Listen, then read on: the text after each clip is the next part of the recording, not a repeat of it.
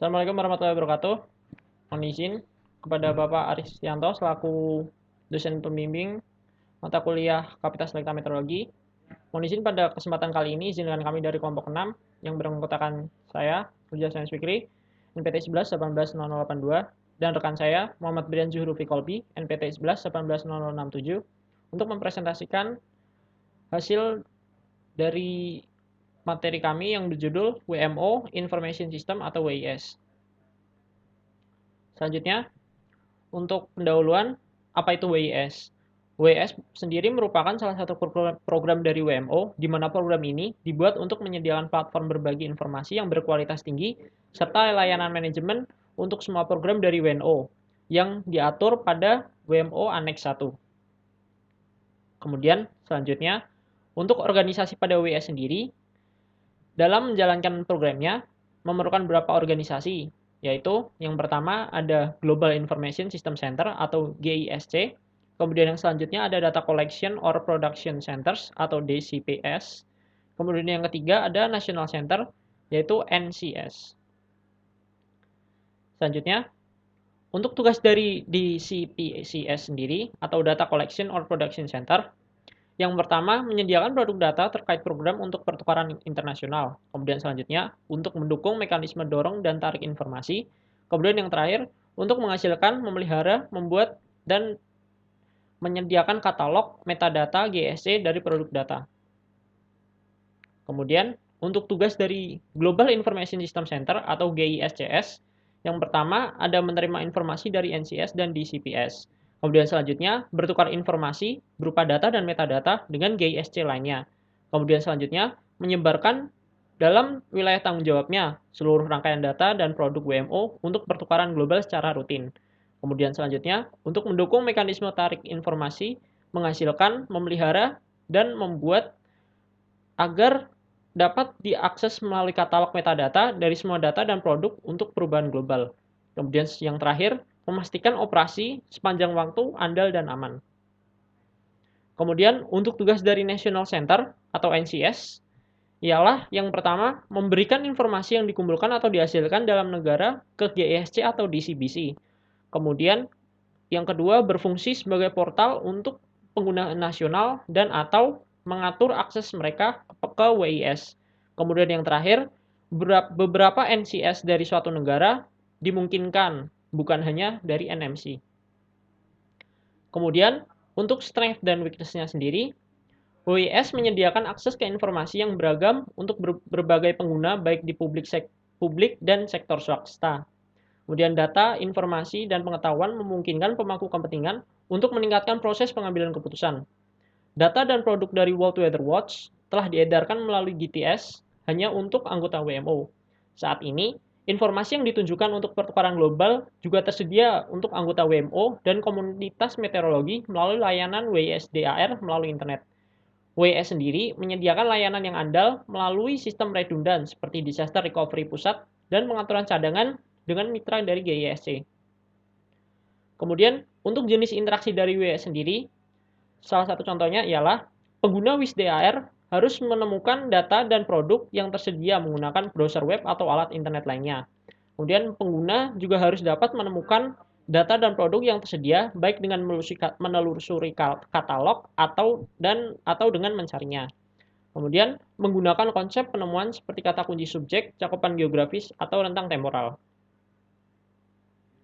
Kemudian untuk peluang WIS di masa depan, yang pertama, meningkatkan penggunaan web sebagai platform berbagi data. Kemudian yang kedua, penyedia infrastruktur komersial menawarkan hosting atau cloud yang stabil, aman, dan hemat. Biaya untuk sumber daya komputasi tervirtualisasi. Kemudian untuk mesin pencari Google, Bing, Yahoo, dan lain-lain, tetap menjadi titik masuk umum untuk penemuan informasi. Antarmuka programan aplikasi atau API dan layanan web sekarang juga menjadi salah satu solusi yang sangat umum untuk proses dan pertukaran data. Selanjutnya, untuk layanan pesan dan protokol menawarkan peluang baru untuk berbagi data meteorologi secara real-time berdasarkan praktik industri umum. Kemudian, aplikasi untuk seperti Dropbox menunjukkan bahwa layanan distribusi file telah menjadi komoditas dan tidak lagi menjadi domain aplikasi khusus, seperti pengalian pesan GPS. Baik, selanjutnya untuk visi dan misi WIS akan dijelaskan oleh rekan saya, Brian. Selanjutnya yaitu visi WIS 2.0. Yang pertama yaitu memberikan pengguna akses tanpa batas ke beragam informasi dari berbagai sumber dan memungkinkan informasi cuaca, iklim, dan air yang terkait dengan sosial ekonomi. Selanjutnya yaitu memungkinkan semua penyedia informasi untuk mengelola, mempublikasi, dan membagikan data mereka. Selanjutnya yaitu memungkinkan semua pengguna untuk mengembangkan layanan bernilai tambah dan produk baru. Kemudian latar belakang dan tantangan untuk WIS 2.0, di mana yang pertama, ekspektasi pengguna, di mana informasi efektif diperlukan dari gabungan beberapa bidang yang memiliki jenis mekanisme yang sama, kemudian dilakukan kombinasi teknologi, dan diadakannya variasi informasi dengan dukungan layanan perusahaan global. Selanjutnya yaitu yang kedua, volume data dan kompleksitas, di mana ukuran data satelit dan radar yang semakin bertambah, di mana juga beberapa data tidak dipertimbangkan sebelumnya, adanya data tambahan lain, penambahan data NWP, serta pengiriman data ke user menjadi tantangan. Selanjutnya yaitu tantangan pada biaya, di mana diperlukan anggaran yang cukup besar. Kemudian yang keempat, tantangan kebijakan, yang membutuhkan kebijakan yang baik dengan alur yang jelas.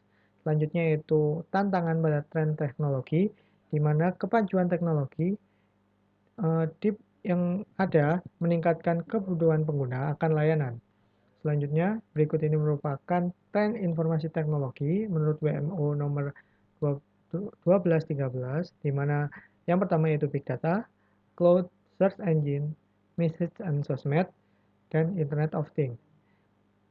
Selanjutnya yaitu vision dari WIS 2.0, di mana berupa sistem informasi yang dibangun untuk layanan komersial dan standar industri. Yang pertama, informasi yang relevan pada waktu yang tepat. Selanjutnya, memperluas jangkauan informasi, meningkatkan produksi data dan pengalaman penggunaan data, penyederhanaan akses ke informasi, menyediakan infrastruktur aplikasi dan layanan selain data dan katalog, menghindari duplikasi melalui penggunaan komponen bersama yang dibangun atas satu infrastruktur.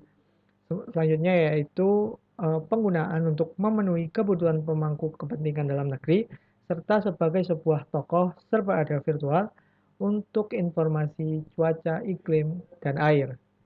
Selanjutnya prinsip WIS 2.0, di mana yang pertama mengadopsi teknologi web, menggunakan URL, menggunakan jaringan telekomunikasi publik seperti internet, memerlukan penyediaan layanan web untuk mengakses atau berinteraksi dengan sumber daya digital. Selanjutnya yaitu mendorong NCS, DCPS untuk menyediakan layanan reduksi data. Selanjutnya yaitu menambah protokol perusahaan standar terbuka, yang selanjutnya menyediakan distribusi pesan secara real time dalam chat selama 24 jam. Yang ke-8 yaitu pertukaran data langsung antara penyedia dan konsumen. Yang ke-9 menghapus penggunaan tabel perusahaan dan header bulletin. Yang ke-10 menyediakan katalog yang berisi metadata yang menjelaskan data dan layanan. Yang ke-11 yaitu menyediakan data untuk publikasi metadata untuk layanan web mereka yang dapat terindeks dengan mesin pencari komersial. Berikut ini merupakan interface technical specification di mana terdapat technical specification dan organisasi yang dapat mengaksesnya. Selanjutnya, timeline dari WIS sendiri, di mana WIS sebelumnya sudah beroperasi mulai tahun 2012, kemudian pada tahun 2020, dengan kemajuan teknologi, diadakannya demonstrasi WIS 2.0 untuk mengupdate dari WIS sebelumnya. Selanjutnya dilakukan pembuatan draft spesifikasi teknis untuk WIS 2.2 pada tahun 2.0 pada tahun 2021. Kemudian dilakukan pembuatan draft arsitektur, testing, dan validation pada tahun 2022. Kemudian dilakukan final report atau yang berisi prosedur dan regulasi teknis untuk WIS 2.0 pada tahun 2023. Selanjutnya pada tahun 2024, mulai dilakukan operasional WIS 2.0 dengan katalog dan portal oleh GISCC, di mana WIS Center mulai didaftarkan. Kemudian pada tahun 2026 dilakukan migrasi dari WIS asli ke WIS 2.0 sebanyak 70% dari GTS. Kemudian diharapkan pada tahun 2030 migrasi dapat dilakukan sepenuhnya dengan cakupan 100% dari GTS. Berikut ini merupakan daftar pustaka yang kami gunakan. Sekian presentasi dari kami. Jika ada kurangnya, kami mohon maaf. Wassalamualaikum warahmatullahi wabarakatuh.